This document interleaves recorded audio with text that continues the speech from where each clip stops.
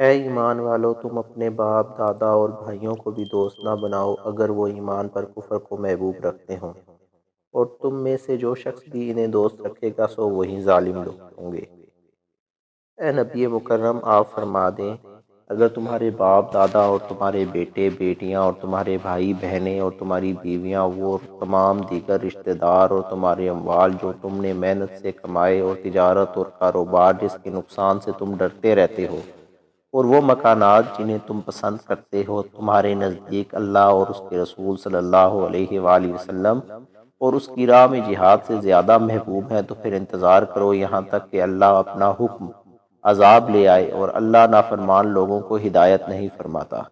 بے شک اللہ نے بہت سے مقامات میں تمہاری مدد فرمائی، اور خصوصاً حنین کے دن جب تمہاری افرادی قوت کی کثرت نے تمہیں نازاں بنا دیا تھا،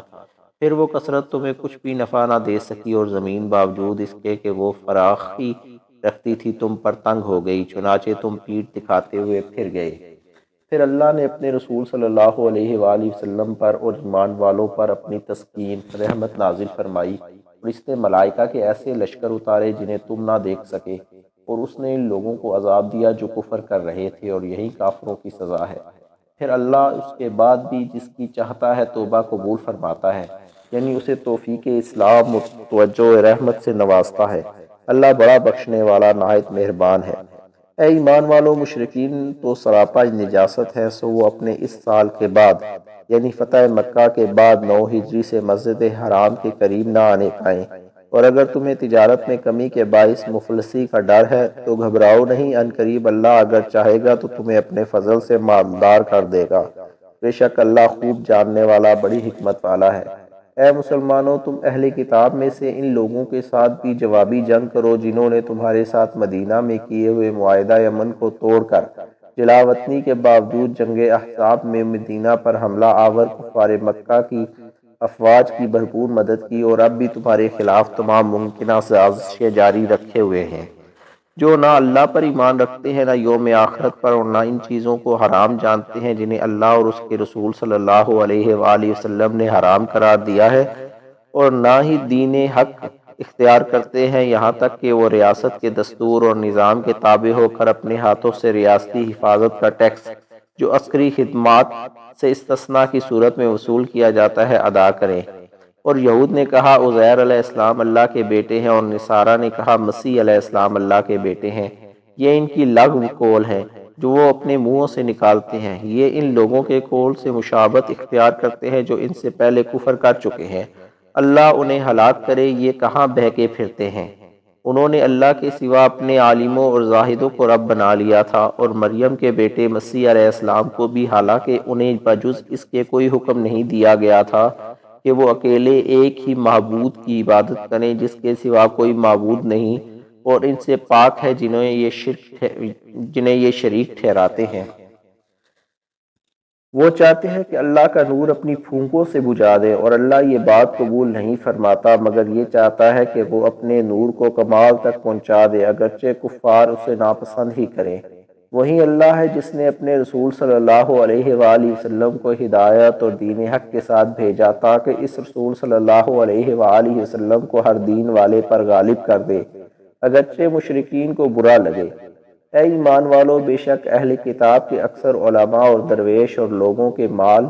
لوگوں کے مال ناحق طریقے سے کھاتے ہیں اور اللہ کی راہ سے روکتے ہیں، یعنی لوگوں کے مال سے اپنی تجوریاں بھرتے ہیں اور دین حق کی تقویت اور اشاعت پر خرچ کیے جانے سے روکتے ہیں۔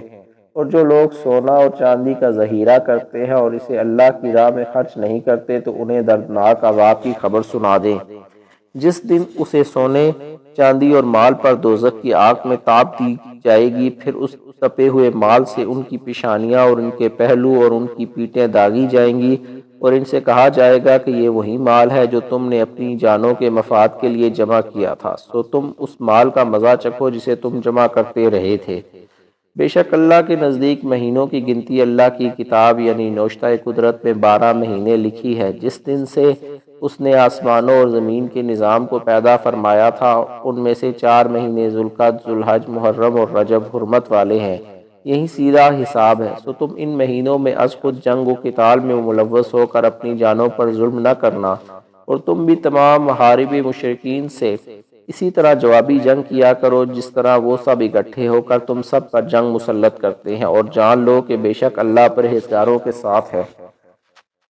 حرمت والے مہینوں کو آگے پیچھے ہٹا دینا محض کفر میں زیادتی ہے۔ اس سے وہ کفار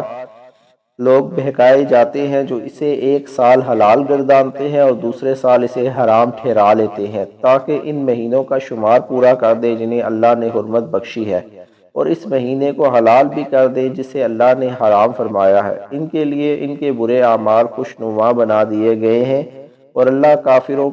کے گروہ کو ہدایت نہیں فرماتا۔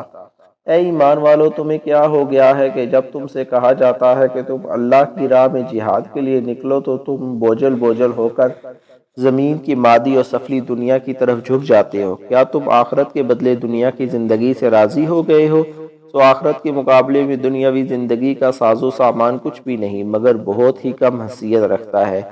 اگر تم جہاد کے لیے نہ نکلو گے تو وہ تمہیں دردناک عذاب میں مبتلا فرمائے گا اور تمہاری جگہ کسی اور قوم کو لے آئے گا، اور تم اسے کچھ بھی نقصان نہیں پہنچا سکو گے، اور اللہ ہر چیز پر بڑی قدرت رکھتا ہے۔ اگر تم ان کی یعنی رسول صلی اللہ علیہ وآلہ وسلم کی غلبہ اسلام کی جدوجہد میں مدد نہ کرو گے تو کیا ہوا؟ تو بے شک اللہ نے ان کو اس وقت بھی مدد سے نوازا تھا جب کافروں نے انہیں وطن مکہ سے نکال دیا تھا، در حال کہ وہ دو ہجرت کرنے والوں میں سے دوسرے تھے، جبکہ دونوں رسول اللہ صلی اللہ علیہ وآلہ وسلم اور ابو بکر صدیق رضی اللہ تعالی عنہ غار سہر میں تھے، جب وہ اپنے ساتھی ابو بکر صدیق رضی اللہ تعالی عنہ سے فرما رہے تھے، غمزدہ نہ ہو، بے شک اللہ ہمارے ساتھ ہے۔ بس اللہ نے ان پر اپنی تسکین نازل فرما دی اور انہیں فرشتوں کے ایسے لشکر کے ذریعے قوت بخشی جنہیں تم نہ دیکھ سکے، اور اس نے کافروں کی بات کو پس و فروتر کر دیا، اور اللہ کا فرمان تو ہمیشہ بلند و بالا ہی ہے، اور اللہ غالب حکمت والا ہے۔ تم ہلکے اور گراں بار ہر حال میں نکل کر کھڑے ہو اور اپنے مال و جان سے اللہ کی راہ میں جہاد کرو، یہ تمہارے لیے بہتر ہے اگر تم حقیقت آشنا ہو۔